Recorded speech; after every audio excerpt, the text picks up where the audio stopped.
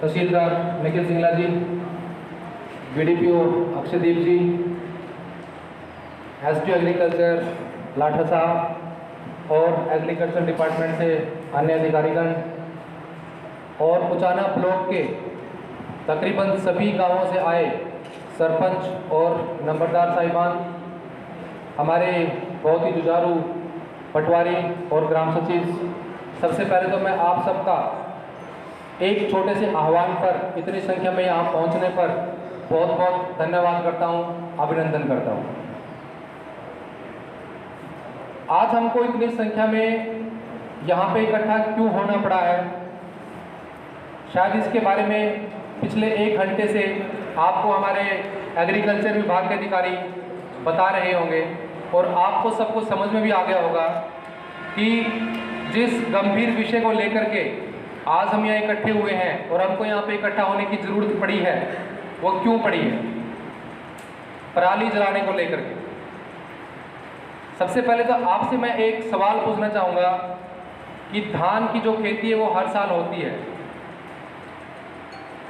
ऐसा क्या कारण है कि आज से अगर हम 15-20 साल पहले के आंकड़े उठाएं तो वहाँ पे पराली जलाने के जो केसेस हैं ना के बराबर होते थे और आज ये केसेस इतने बढ़ क्यों गए हैं?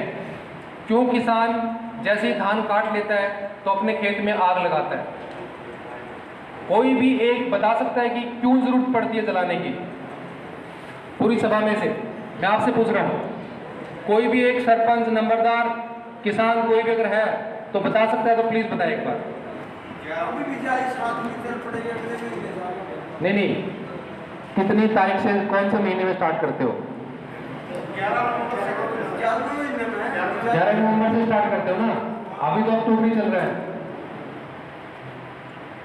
अभी तो अक्टूबर ही चल रहा है। बैठ जाइए। इन्होंने बात बताई कि जो अगली फसल की बिजाई होनी है, चाहे वो आपको जायद फसल कोई लगानी है, आलू की फसल लगानी है, कुछ और लगाना है, या फिर आगे जो हमारी मेन फसल है गेहूं की, अगर वो लगानी है तो उसकी फसल में हमें दिक्कत आती है। उस पराली को हम कहाँ लेके जाएं, इसलिए आग लगाते हैं। 2 बातें हैं, एक तो पराली का प्रबंधन और फिर अगली फसल को हमने लगाना। जैसा कि पहले भी सभी बता चुके हैं कि पराली का प्रबंधन करना हम सबकी जिम्मेदारी है। नो डाउट कि अगली फसल लगाने के लिए हमें जमीन तैयार करनी पड़ती है, लेकिन उससे पहले अगर हम उस खेत के अंदर आग लगा देंगे तो क्या क्या नुकसान हो सकते हैं, आपको अंदाजा है इस बात का? कम से कम 4 इंच तक जिस खेत में आप आग लगाते हैं उसकी जो हीट है, उसकी जो गर्मी है, 4 इंच नीचे मिट्टी लग जाती है और उस मिट्टी के अंदर जो मित्र जीव है उस मिट्टी के, वो सारे मर जाते हैं और उनके ऊपर फिर अगली फसल की हम बिजाई करते हैं और फिर वो कहते हैं ये राम भी हमारा साथ नहीं देता, ना हमारा गेहूं होती और ना हमारा चीजें होती, ऐसा बोलते हैं ना। मतलब ले देके राम को बीच में घुसा देते हैं, सारी जिम्मेदारी राम के ऊपर डाल देते हैं, जबकि जिम्मेदार असली हम हैं उसमें, राम का बेचारे उसमें। तो हमें इस चीज को समझना होगा। मैं मानता हूं कि हमारे पास जो बेलर हैं, जो इसके गड्ढे बनाते हैं पराली के, उतनी मात्रा में नहीं है जितनी मात्रा में होने चाहिए। कुछ जो जागरूक किसान हैं वो ये काम अपना फाइनेंशियल इनकम को बढ़ाने के लिए करते भी हैं, बेलर खरीद के रखे हुए हैं। तो अगर आप भी एक जागरूक किसान हैं तो आप उनके नंबर रख सकते हैं, उनसे कांटेक्ट कर सकते हैं, उनको बुला सकते हैं और अपनी जो पराली उसके गड्ढे बना सकते हैं। लेकिन पेशेंस नहीं है, धैर्य नहीं है, हमें तो जल्दी से खेत तैयार चाहिए। इसके लिए हमारे पर्यावरण पे जो असर पड़ता है उसके बारे में हम चिंतित नहीं है ना, वो हमें तो नुकसान करता ही करता है, साथ में जो हमारे आसपास का जो पर्यावरण है, हमारे आसपास के जो राज्य हैं, खासकर दिल्ली के अंदर तो वाहनों का धुआं, पॉपुलेशन और जो हमारे एनसीआर में जो डिस्ट्रिक्ट लगते हैं वहाँ का भी यही हाल होता है। तो वहाँ पे जो नवंबर के महीने में स्टार्टिंग में जो एक धुंध जो बनती है वो कोई सर्दी की धुंध नहीं होती, वो बीमारी की धुंध होती है, जो इस प्राणी से और इस पर्यावरण को दूषित करने से क्रिएट होती है। और उसके जो असर हैं, मैं कहूँ जो उसके बेअसर हैं, जो हमारे स्वास्थ्य के ऊपर पड़ते हैं, उसका आप अंदाजा भी नहीं लगा सकते। आज वो जमाना नहीं है कि किसी को इसके बारे में जानकारी ना हो। सबके पास मोबाइल है, घरों में सबके पास इंटरनेट है। उस इंटरनेट के जरिए, सोशल मीडिया के जरिए प्रशासन भी, सरकार भी प्रिंट मीडिया के जरिए आप तक संदेश पहुंचाते हैं कि पराली को ना जलाएं। फिर भी आप लोग उसको अनदेखा करके उस दिशा में आगे बढ़ जाते हैं। आज की डेट तक हमारे उचाना ब्लॉक में 13 जगहों पर पराली जलाई जा चुकी है। कल तक 9 जगह पे थी, कल शाम को 3 जगह पे और आ गई। तो आपको बुलाने का जो मकसद ये है कि आप गांव के मोजिज लोग हैं, आपके संपर्क में जो किसान आते हैं, आपके भाई बंधु हैं, पड़ोसी हैं, दूसरे पालने का है, उसको बुला करके गांव के अंदर जो मंदिर के अंदर आपने अनाउंसमेंट सिस्टम रखा हुआ है, किसी गांव में अगर चौकीदार अवेलेबल है तो उसके माध्यम से अनाउंसमेंट करवाइए। उन किसानों को जो आपके पास बैठ करके हुक्के पे चर्चा करते हैं, उस हुक्के पे राजनीति की चर्चा छोड़ करके इस पराली को ना जलाएं। अगर ऐसे आप चर्चाएं करेंगे, ऐसे प्रयास करेंगे, तो मैं समझता हूँ कि आपका प्रयास व्यर्थ नहीं जाएंगे। इस पराली को जलाने के अंदर कमी बिल्कुल आएगी अगर आप प्रयास करेंगे। लेकिन चिंता की बात यह है कि हम राजनीति के बारे में ज्यादा चिंता करते हैं, अपने आसपास के पर्यावरण के बारे में चिंता नहीं करते। आपको यहां बुलाने का मकसद यही है कि अपने गांव वालों को एजुकेट करें, उनको शिक्षित करें कि पराली ना जलाएं। और सरकार तो इसके ऊपर आपको प्रोत्साहन भी देती है। ऑन एन एवरेज एक खेत से 2 टन पराली के गट्ठे बन सकते हैं एवरेजली। और 1 टन के लिए अगर आप उन गट्ठों को बेचते हैं तो करीब करीब 1800 रुपए की आमदनी आपको होती है। और अगर 1 एकड़ में से 2 टन निकलेगा 3600 रुपए हो गए। और 1000 रुपए सरकार, हरियाणा सरकार के पोर्टल पर उसको रजिस्ट्रेशन कराने का देती है आपको, तो कुल मिलाकर 4600 रुपए हो गए। मैं मानता हूं अगर कोई किसान, कोई जागरूक किसान पराली से 4600 रुपए कमाता है तो मुझे लगता है कि उसका बहुत सारा वो जेरे लगाने का जो खर्चा है, अगर सारा नहीं तो कुछ तो कम से कम रिकवर हो जाता है। इस तरह से अगर आप आपके पड़ोसियों को, आपके भाई बंधुओं को जागरूक करेंगे तो मैं मानता हूं कि इन केसों में बहुत कमी आ सकती है।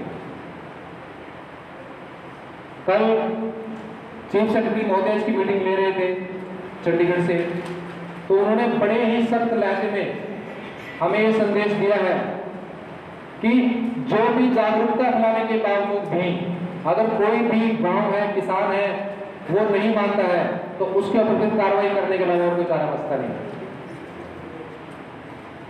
जुर्माना तो लगा ही नहीं है, लेकिन साथ में फिर आगे FIR दर्ज करानी शुरू करेंगे। क्या आप ऐसा चाहते हैं कि कमाए भी आप और FIR भी आपके ऊपर ही हो? मुझे लगता है कोई ऐसा नहीं चाहेगा। आप सब लोग पढ़े लिखे हैं, एक जागरूक समाज में रहते हैं, तो मेरी आप सबसे विनती है कि आज जो यहाँ बुलाने का मकसद है, मैं तब मानूंगा जब आज के बाद बिल्कुल ना के बराबर केसेस आएंगे। और मैं स्पष्ट तो बता नहीं सकता, इशारे में आपको कुछ बता सकता हूँ। हम कहीं भी आग लगाते हैं, मान लो हम हुक्का ही पीते हैं, हुक्का पी करके जब रात को हम सोने के लिए जाते हैं, उस चिलम का क्या करते हैं? या तो उस चिलम में थोड़ा बहुत पानी छिड़क देते हैं या उस चिलम को उठा करके उल्टी कर देते हैं। यही करते हैं ना, ताकि उसकी चिंगारी हमारे घर के अंदर, हमारे जो घर के अंदर जो और फसल रखी उसके अंदर ना लगे और आग ना फैले। तो क्या आप ये काम खेतों में नहीं कर सकते? क्या उसको आप ठंडा नहीं कर सकते? पानी तो अवेलेबल होगा आपके पास, तो क्या आप उसको ठंडा नहीं कर सकते? अपने खेत को ठंडा नहीं कर सकते? वो कहते हैं कि ठंडी तो तासीर वैसे अच्छी होती है, दिमाग भी ठंडा रहता है, मौसम भी ठंडा रहता है और आसपास का जो वातावरण भी ठंडा रहेगा। तो ठंडे में फायदा है, गर्म में फायदा? ठंडे में फायदा है ना। तो मैं ज्यादा स्पष्ट तो नहीं बता पाऊंगा आपको, लेकिन जो समझदार होगा इन बातों को समझ लेगा। अपने जमीन को ठंडी रखिए। उसकी तासीर ठंडी होगी तो आसपास का वातावरण ठंडा होगा और आसपास की जो क्रियाएं प्रतिक्रियाएं होंगी वो भी अच्छी आएगी, ठंडी आएगी और खुशहाली भी आएगी।